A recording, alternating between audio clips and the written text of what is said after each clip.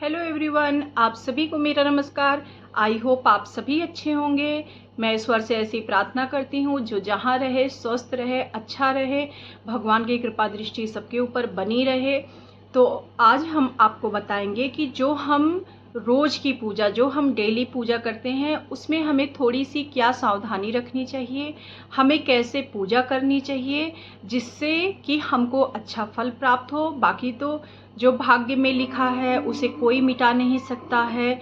और लेकिन जो हम लोग पिछले जन्म में जो कर्म किए हैं, अगर इस जन्म में हम लोग का जो भाग्य बना है तो इस जन्म में हम लोग इतने अच्छे कर्म करें, इतने अच्छे से रहें कि आगे आने वाले हमारे भाग्य और भी अच्छे हों। जैसे सब लोग, मुझे लगता है दुनिया में 95% लोग ऐसे होंगे जो डेली भगवान की पूजा अर्चना करते होंगे, तब अपने कार्यों के, घर के कार्यों का आरंभ करते होंगे। तो हमको क्या सावधानी बरतनी चाहिए। जैसे हम लोग गणेश जी को दूब चढ़ाते हैं, तो दूब का बहुत अच्छा होता है, गणेश जी को बहुत मतलब प्रसन्न होते हैं दूब चढ़ाने से। तो हम लोगों को, क्या आप लोग जानते हैं, मतलब इतवार यानी रविवार को दूब नहीं तोड़नी चाहिए। दूब रविवार को तोड़ने से पाप लगता है। तो इसलिए अगर हम लोग क्या करें कि शनिवार को ही दूब तोड़कर उसको गीले कपड़े में लपेट कर पन्नी में करके फ्रिज में रख लें, उसको हम संडे को चढ़ा सकते हैं। तो इस तरीके से हमको रविवार को दूब नहीं तोड़ना चाहिए। रविवार को दूब तोड़ना निषेध होता है। और सबके घर में लड्डू गोपाल रहते हैं, कृष्ण जी की छवि रहती है, तो हम सब, हनुमान जी की छवि रहती है, विष्णु जी की छवि रहती है। तो कोशिश ये करें कि बहुत बड़े बड़े मतलब मूर्तियां ना रखें। मूर्तियां 8 अंगुल 10 अंगुल तक की ही रखें। चित्र आप रख सकते हैं। और सच बताएं तो अपने पूजा घर में बहुत भीड़ नहीं लगानी चाहिए भगवान लोगों की। जैसे कुछ लोगों को देखते हैं, अगर कहीं से प्रसाद में भी फोटो मिली या कुछ मिला तो अपने मंदिर में रख लेते हैं। बहुत भीड़ नहीं लगानी चाहिए। मतलब आप समझिए कि जितने सीमित भगवान रहेंगे उतना ही आपका मन लगेगा, उतने अच्छे से आप पूजा कर पाएंगे। और बहुत भीड़ लगाने, एक जैसे हैं दुर्गा माँ, अब देखते हैं किसी के यहाँ विंध्यवासिनी माता की फ़ोटो लगी है, तो वैष्णो माता की फ़ोटो लगी है, तो दुर्गा माता की फ़ोटो। अरे माँ तो एक है, जगत जननी है, उन्हीं के सारे स्वरूप हैं। आप एक रखिए ना, जरूरी थोड़ी ना कि 10 तरीके के रखिए तभी। माँ तो माँ है, चाहे जिस रूप में पूजिए उनको। और दूसरी चीज़ है, जैसे 2 शिवलिंग नहीं रखने चाहिए। और जैसे हमने कहा कि जैसे विष्णु भगवान रहते हैं, हनुमान जी रहते हैं, तो आप जैसे तुलसी दल तोड़ते होंगे, तो तुलसी दल कभी भी ध्यान दीजिए कि मतलब एक पत्ती नहीं तोड़ना चाहिए। और जब भी तुलसी जी को हम तोड़े तो पहले तुलसी जी को प्रणाम करें और कहें, हे तुलसी माँ, हमें विष्णु जी के चरणों में चढ़ाने के लिए आपका तुलसी दल चाहिए। उनको प्रणाम करके ही तोड़े, संध्या और रात में। तो फिलहाल किसी भी पत्ती को हाथ नहीं लगाना चाहिए, चाहे किसी भी पेड़ पौधे हों। और तुलसी जी का भी ऐसे एक नियम है, तुलसी जी को शुक्रवार को नहीं तोड़ा जाता है, एकादशी के दिन नहीं तोड़ा जा सकता है, द्वादशी के दिन नहीं तोड़ा जाता है, अमावस्या के दिन नहीं तोड़ा जाता है, इतवार मंगल नहीं तोड़ा जाता है, और अमावस्या पूर्णिमा को नहीं तोड़ा जाता है। तो जब भी आपको तुलसी ऐसे, जैसे आपने सोमवार को तोड़ लिया, बुधवार को तोड़ लिया, बृहस्पति को तोड़ लिया, शनिवार को तोड़ लिया, इतवार मंगल नहीं टूटेगा। और दिन देखते रहिए किस दिन एकादशी पड़ी, एकादशी द्वादशी वाले दिन नहीं टूटती है तुलसी। तो जब हम लोग छोटे छोटे, देखिए पूजा कम करिए, लेकिन अगर जो छोटे छोटे नियम है, अगर हम लोग उनको ध्यान में रखकर पूजा करेंगे ना, तो उस पूजा का हमें फल प्राप्त होगा। कुछ लोग कहते हैं अरे ये सब कुछ नहीं होता। अरे करने को तो कुछ नहीं होता है, करने को ना मानो तो भगवान, जैसे कहते हैं ना कि ना मानो तो देव, नहीं तो पत्थर। तो वही चीज़ है। तो हर चीज़ करने का एक नियम होता है। अब जैसे हम लोग सब्जी बनाते हैं तो एक नियम है, पहले कढ़ाई चढ़ाते हैं, तेल डालते हैं, मसाला भूनते हैं। अब सबका अरे पहले सब्जी डालो या मसाला डालो बाद में की, तो उसमें टेस्ट नहीं आएगा ना, वो खाने में नहीं अच्छी लगेगी ना। ऐसे पूजा भी होती है, पूजा का एक विधि विधान होता है। और जिस विधि विधान को जानकर अगर जब हम पूजा करेंगे तो हमें उसका अच्छा रिजल्ट मिलेगा, भगवान की कृपा मिलेगी। भगवान तो वैसे ही दयालु हैं, मंगल भवन हैं, वो कभी किसी का अमंगल कर ही नहीं सकते। लेकिन अगर हम लोग थोड़ी सी जानकारी प्राप्त करके और अच्छे से अगर भगवान जी की पूजा अर्चना करेंगे तो भगवान जी हम लोगों के ऊपर और भी प्रसन्न होंगे। तो ये हो गई तुलसी जी की बात। अब जैसे सावन बीता, अभी भादों में तीज वगैरह आने वाली है, और कुछ लोग तो हमेशा ही शंकर भगवान को बेलपत्ती चढ़ाते, उसका भी नियम है। बेलपत्ती चतुर्थी वाले दिन नहीं टूटती है, अष्टमी वाले दिन नहीं टूटती है, नवमी वाले दिन नहीं टूटती है, और चतुर्दशी मतलब जो होता है ना, चतुर्दशी के बाद पूर्णिमा आता है या अमावस्या आती है, वो चतुर्दशी वाले दिन नहीं तोड़ी जाती है, और सोमवार के दिन भी नहीं तोड़ा जाता है। तो बेलपत्र के इतने दिन हैं, चतुर्थी, अष्टमी, चतुर्दशी, नवमी और सोमवार के दिन बेलपत्ती नहीं तोड़ते हैं। जैसे इस छोटी छोटी चीज़ों का ना हम लोग ध्यान देंगे ना तो हम लोगों को ही फ़ायदा होगा, और वो फ़ायदा जब आप अपने पूजा में प्रयोग करेंगे उन बातों का तो आपको खुद फ़ायदा दिखेगा।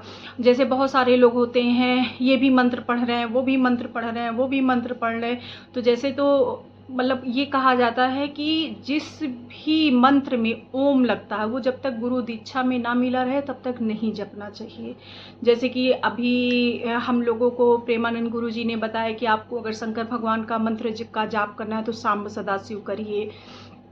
तो अगर हम लोगों को बहुत, जैसे अब बहुत किसी के पास समय भी नहीं रहता है तो बहुत जाप करने की ज़रूरत नहीं है। आप जो है स्तुति पढ़िए, चालीसा पढ़िए, भगवान के नाम का कीर्तन करिए, जिस भी भगवान में आपकी रुचि हो, हरि कृष्ण राम राधा दुर्गा माता, जिस भगवान में आपकी रुचि हो, आप 10 मिनट बैठ के ताली बजा के राधा राधा कृष्ण कृष्ण, जिस भी भगवान में आपकी रुचि हो आप उसको करिए। और जो है जाप से बचिए और स्तुति पढ़ लीजिए, चालीसा पढ़ लीजिए, क्योंकि जैसे होता ना कि बोलते हैं गुरु जी लोग कि जब तक गुरु मंत्र नहीं लिया जाए तो उसका जाप करने का कोई फल हम लोगों को नहीं मिलता है। तो मैक्सिमम जाप करने से बचना चाहिए। आप कीर्तन करिए, नाम जप करिए, राधा राधा हरि हरि कृष्ण कृष्ण नाम जप करिए, इस सब को करने से हमें फ़ायदा मिलेगा।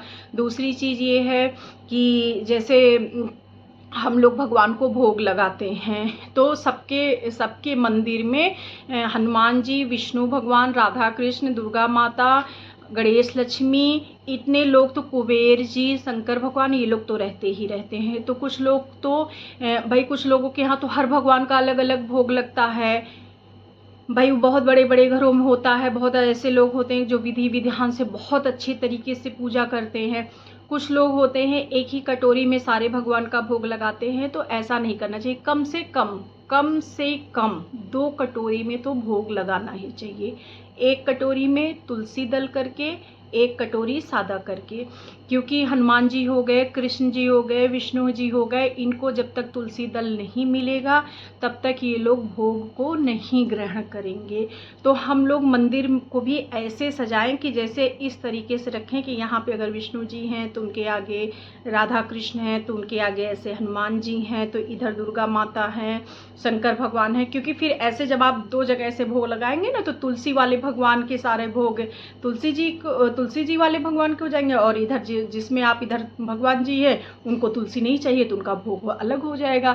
छोटी छोटी गिलास पीतल की आती हैं, चांदी की आती हैं, भाई जिसकी जैसी, जितना जिसको भगवान जैसा दिए रहें। और छोटी छोटी कटोरियाँ आती हैं, बहुत जगह नहीं लेती हैं, तो थोड़ा सा जो भी आप मिश्री लगाते हैं, पंचमेवा लगाते हैं, जो भी लगाते हैं उसमें एक तुलसी दल डाल के रख दीजिए। इधर वाले में ऐसे ही भोग पंचमेवा है, मिश्री है, जो भी आप लगाते हो भगवान को भोग उसको रख दीजिए। और वैसे तो सब लोग कहते हैं कि हनुमान जी को जो है मंगलवार को तो ज़रूर ही, मंगलवार शनिवार को अगर आपसे हो सके तो रोज़ भुना चना आता है, और भुने चने को खूब अच्छे से ऐसे रगड़ के उसके छिलके को उतार के मतलब साफ़ कर लीजिए, और इसके बाद एक डिब्बे में उसको भर के रख लीजिए और उसमें गुड़ फोड़ के रख लीजिए। जब भी हनुमान जी को भोग लगाइए तो थोड़ा सा कटोरी में चना, गुड़ और 1 पत्ती तुलसी दल डाल के भगवान को भोग लगाइए। भगवान अति शीघ्र प्रसन्न होते हैं। तो हम लोग छोटी छोटी चीज़ों में, जैसे होता ना कि नहीं जानते हैं, गलतियाँ कर देते हैं, तो हम लोगों को ये सब चीज़ें थोड़ी सी अगर एक दूसरे से ऐसे जानकारी मिलती है तो ये जानकारी हमारे लिए बहुत अच्छी होती है। तो आप लोगों को और भी कोई पूजा संबंधित जानकारी चाहिए होगी तो मुझे कमेंट करिएगा, मुझे बताइएगा, तो मैं आपको ज़रूर बताऊंगी। और कोशिश करिए कि मंदिर में जितने भगवान कम हो, जैसे बोला जाता ना कि तत्व एक है, तत्व एक है और उनके रूप अलग अलग हैं। तो जैसे होता ना कि मन एक में रम जाए, तो होता कितना भी हो, गृहस्थ में ये चीज़ें नहीं हो पाती हैं। अभी आ रहा है नवरात्र आएगा तो हम लोग देवी माँ की पूजा करेंगे, फिर दिवाली आएगी तो लक्ष्मी गणेश की पूजा करेंगे। तो कुछ जैसे पंच भगवान होते हैं, विष्णु जी, शंकर जी, माता जी, गणेश, लक्ष्मी, तो कृष्ण जी, ये सब तो लड्डू गोपाल, तो ये सब तो जैसे सबके घर के मंदिरों में रहते थे। इनकी पूजा करने के लिए यही जो सावधानी है, इसको थोड़ा बहुत अगर आप लोग करेंगे तो इससे हम लोगों को पूजा का फल मिलेगा। किस दिन किस जो पत्ती अगर नहीं है, मान लीजिए हमारे पास तुलसी दल नहीं है, हम तोड़ना भूल गए, शुक्रवार आ गया या द्वादशी आ गई या पूर्णिमा है, हाँ तो हमने पत्ती तोड़ी नहीं, मेरे पास नहीं है, आप मानसिक रूप से आप भगवान को प्रणाम करिए और सोचिए कि हम मानसिक रूप से भगवान को तुलसी दल चढ़ा रहे हैं, उसका फल हम लोगों को मिल जाएगा। लेकिन गलत कार्यों को जानकर नहीं करना चाहिए। जैसे कुछ लोग बोलते हैं ना कि तुलसी माता के नीचे इतवार को जो है नहीं जल चढ़ाना चाहिए, दिया नहीं, तो ऐसा कुछ नहीं है। रोज तुलसी माता को जल चढ़ाना चाहिए, दिया जाए। सिर्फ द्वादशी वाले दिन, एकादशी के दूसरे दिन जो द्वादशी तिथि होती है, उस दिन तुलसी जी का स्पर्श नहीं करना चाहिए। आप दूर से शाम के समय दिया जला सकते हैं, भोग लगा सकते हैं, लेकिन जैसे सुबह के समय सब लोग जल डालते हैं, सिंदूर लगाते हैं, टीकते हैं, तो वो काम नहीं करना चाहिए द्वादशी वाले दिन। बाकी जैसे बहुत लोगों ने कहा इतवार को, तो ऐसा कुछ भी नहीं है। इतवार को आप तुलसी जी को जल भी डाल सकते हैं, टीक भी सकते हैं, सब कुछ कर सकते हैं। सिर्फ द्वादशी वाले दिन तुलसी जी के वृक्ष को स्पर्श करना निषेध है। तो और बाकी जो है, आप लोगों को मेरी वीडियो कैसी लगी आप लोग बताइएगा। अगर मेरे चैनल को सब्सक्राइब नहीं किए होंगे तो मेरे चैनल को सब्सक्राइब करिएगा। और मैं हर प्रकार की वीडियो बनाती हूँ, इसीलिए अगर किचन में कुछ अच्छा बनता तो भी बनाती हूँ, पूजा पाठ के बारे में भी बताती रहती हूँ, कुछ अगर लेती हूँ तो भी। तो आप लोगों को कौन सी मेरी वीडियो ज़्यादा अच्छी लगती है तो मुझे कमेंट करके बताइएगा, तो मैं उसी टॉपिक पर और भी वीडियो बनाऊँगी। तो भगवान करे सब स्वस्थ रहे, अच्छे रहें। आप सभी को मेरा नमस्कार, राधे राधे।